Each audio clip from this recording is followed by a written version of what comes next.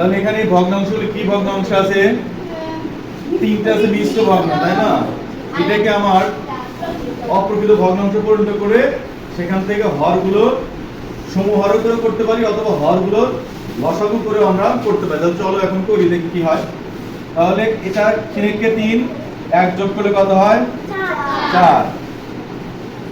3 4 12 একে 13 মাইনাস 6 2 12 12 আর 5 যোগ করলে কত হয়?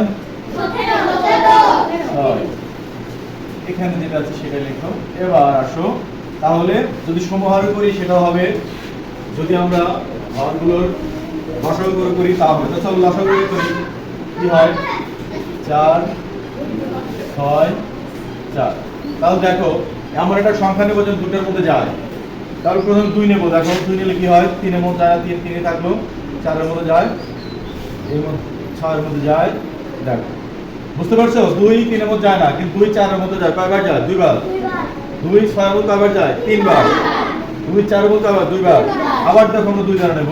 2 নিলাম, 3 এর মধ্যে যায় না, 3 3 থাকবে, 2 এর মধ্যে একবার, 3 এর মধ্যে যায় না, 3 3 থাকবে, 2 এর মধ্যে একবার। এবার আসো 3 আছে দুইটা, তাহলে 3 নাও, 3 এর মধ্যে একবার। এবার লসাগু কত হবে? 2 গুণন 3 সমান কত হয়?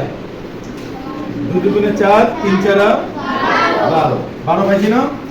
এবার এখানে আসো, এখানে লিখব কত আমি? 12।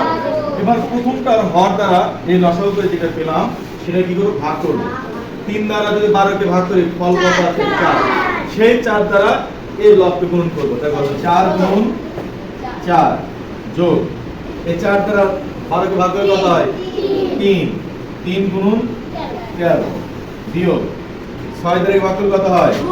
2 গুণ 17 বিয়োগ 4 দ্বারা ভাগ করলে কত হয়? 3 গুণ 3।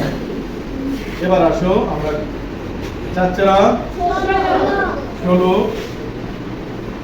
4 4 যোগ 3 13 39। আজকে লেখাইছি 3 13 39 বিয়োগ 17 দুগুণে 34 বিয়োগ 3 3 কে 9। এবার দেখো যোগের হচ্ছে দুইটা, বিয়োগের হচ্ছে এই দুইটা। আমি এইভাবে করে নিতে পারি বোঝানোর জন্য জাস্ট।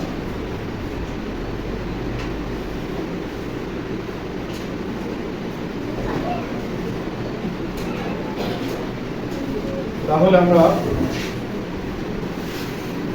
এখানে আসি, দেখো কত হয়? 9 আর 6 যোগ করলে কত হয়? 15। 15 5 হাত থেকে 1 দিলাম, 3 এর মধ্যে 4, 4 আর 1 এ 5। এই যে বিয়োগ ছিল দিলাম। এবার এটা যোগ করো। 9 আর 4 এ কত হয়? 9 4 এ 9 4 এ কত হয়? 13 কত? হাতে হয় কত? 1 দিলাম, 3 এর মধ্যে কত হলো?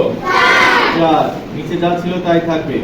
এবার এখানে আসো, তাহলে দেখো এই 5 থেকে 3 বাদ দাও, কত থাকে? 2। 5 থেকে 4 1, নিচে কত থাকে? তাহলে এটা যদি আমি কেটে দিই তাও হবে 1 হবে। 12 গেলে 12 1, এটা হচ্ছে